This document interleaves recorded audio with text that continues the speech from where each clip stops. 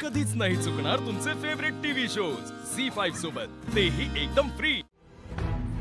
तुळजा, डॅडींशी भांडू नको. तुला जे काही बोलायचंय ना, शांततेत बोल. अरे जावई बापू, तुम्ही परत आलात. नाही काय हरकत नाही बा. आता तुमची बहिणी तर दिलेली आहे, त्यात ही तुमची सासू आली म्हणल्यावर तुम्ही कधी बी येऊ शकता बा. डॅडी, तेजू कुठे? मला तिच्याशी बोलायचं. तुम्ही असं का नाही करत? आमच्या सुनबाईला तिकडे तिच्या माहेरीच घेऊन जा आणि तुमचं सगळं बोलणं झालं की मग परत पाठवा सावकाश. हं? अहो गंमत केली. काय काम काढला आमच्या सुनबाईकडं.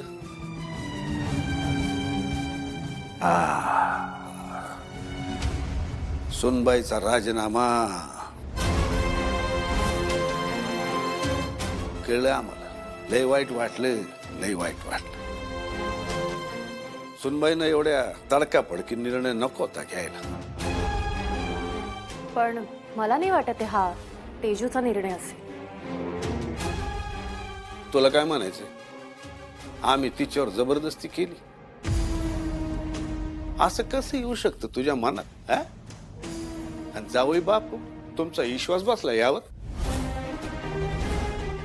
अहो, तुमच्या तेजूबद्दल बाहेर लोक काय काय बोलत होते. तरी बी आम्ही तिला आमच्या घरची सून केली. आम्ही ठरवलं असतं ना, आमच्या चिरंजीवांसाठी लय मोठ्या तालेवार घराण्यातली मुलगी बघितली असते आम्ही. पण नाही, तुमच्या इज्जतीसाठी आम्ही आमच्या इज्जतीवर दगड ठेवला. तुमच्या बहिणीसाठी आम्ही आमच्या स्वतःच्या पोराच्या मनाचा विचार केला नाही. आणि तुम्ही आमच्यावर असे आरोप करता. यातना होतात, लय यातना होतात. डॅडी, माझा तुमच्यावर पूर्ण विश्वास आहे. देवावर असं कोण अविश्वास दाखवतं का? मी फक्त एवढंच म्हटलं की हा निर्णय मला तेजूचा वाटत नाही. तुम्ही जबरदस्ती केली असं तर मी काही म्हटलं नाही. मग तरी तुम्हाला एवढा का त्रास होतो? नाही, डॅडी जरा हळव्या मनाचे आहेत ना, म्हणून. हो, फार माहित आहे मला. तुम्ही जा, तेजूला बोलवून आणा.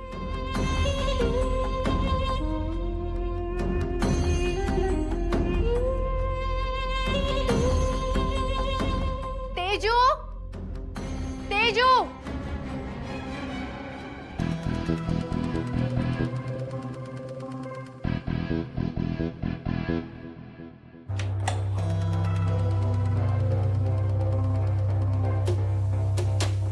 सांगितलंय तेवढंच बोलायचं, कळलं?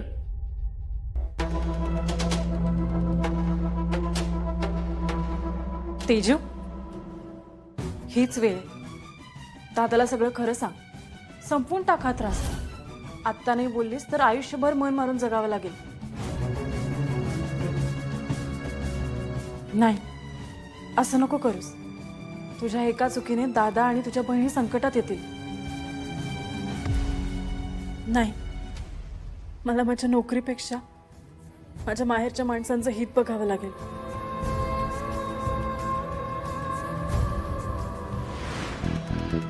हो मॅडम, चालतंय ना?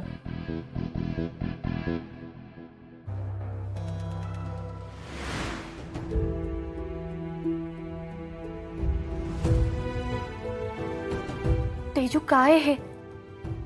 हा राजीनामा तू दिलायस का?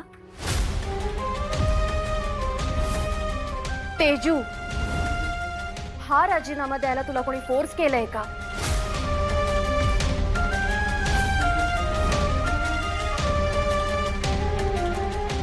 नाही, मीच दिलाय.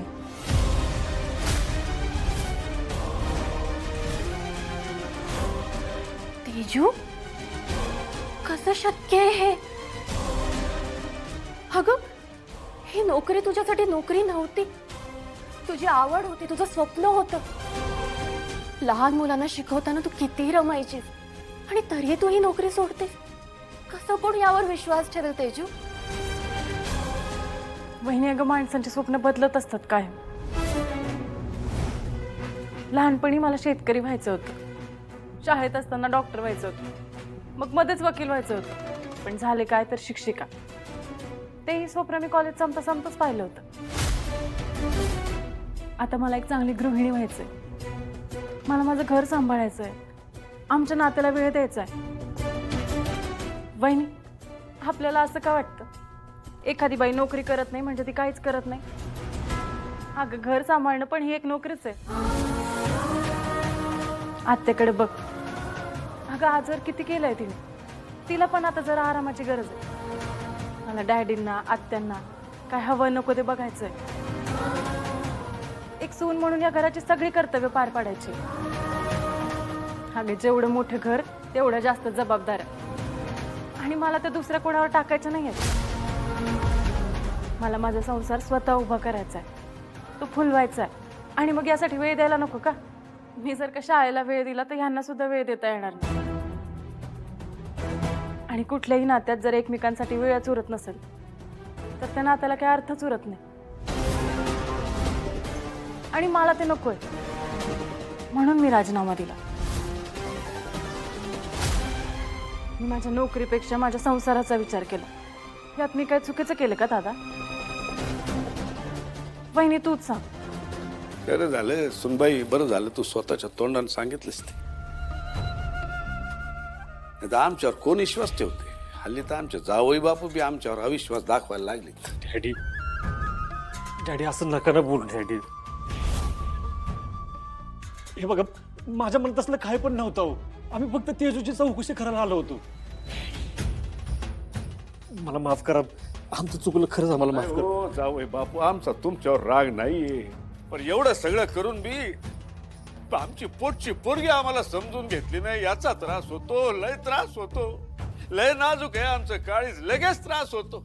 आता आमची तुमच्याकडनं काय अपेक्षा होती? आम्ही तुम्हाला जावई म्हणून स्वीकारलं, तुमच्या बहिणीला घरची सून करून घेतलं, नेहमी तुमच्या पाठीशी उभं राहिलो, पण आमच्या वाट्याला काय आलं? अहो जावई बापू, तुम्हाला आमचं मन कळलं तसं आमच्या लेकीला कळलं असतं तर किती बरं झालं असतं. आज आम्ही आमच्याच नजरेत पडलो. डॅडी, तुम्ही नका स्वतःला त्रास करून घ्या. हे बघा, माझा शब्द आहे, इथून पुढे तुम्हाला त्रास होईल ना असं मी काहीच वागणार नाही.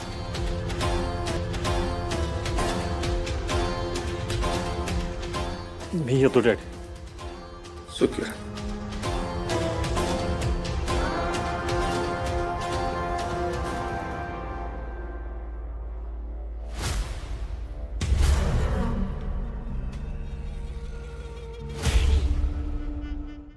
झी5 ॲप डाउनलोड करा आणि पहा सर्व एपिसोड्स एकदम फ्री.